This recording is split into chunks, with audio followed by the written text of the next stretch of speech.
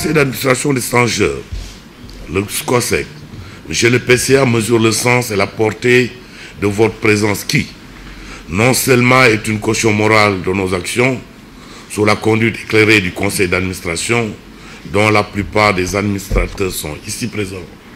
mais aussi marque l'intérêt que le secteur privé porte à ces assises. Soyez-en vivement remerciés.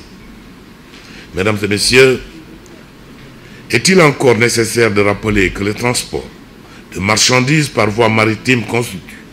un maillon important du commerce international et de l'économie mondiale? Aujourd'hui,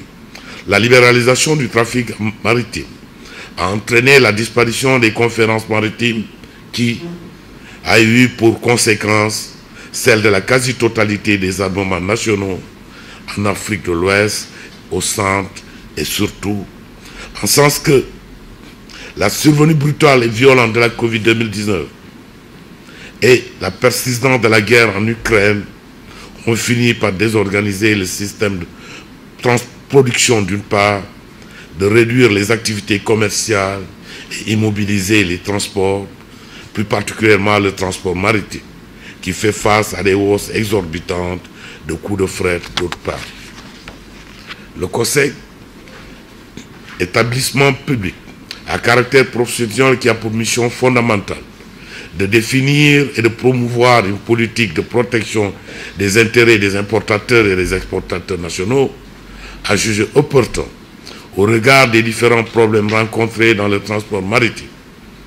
d'organiser le présent séminaire d'échange entre les différents acteurs impliqués, en amont et en aval,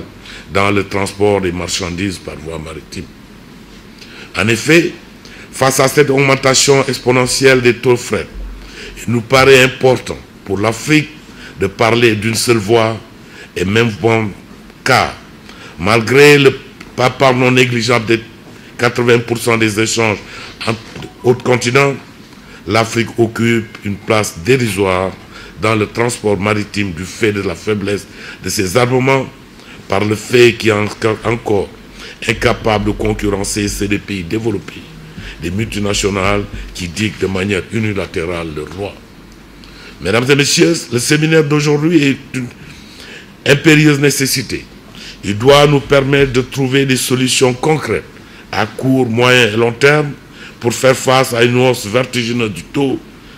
qui n'est pas près de s'estomper et qui entraîne des répercussions négatives sur les économies africaines. Il s'agit essentiellement, à travers nos débats,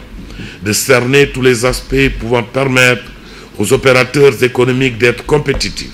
et de se conformer aux normes internationales du commerce.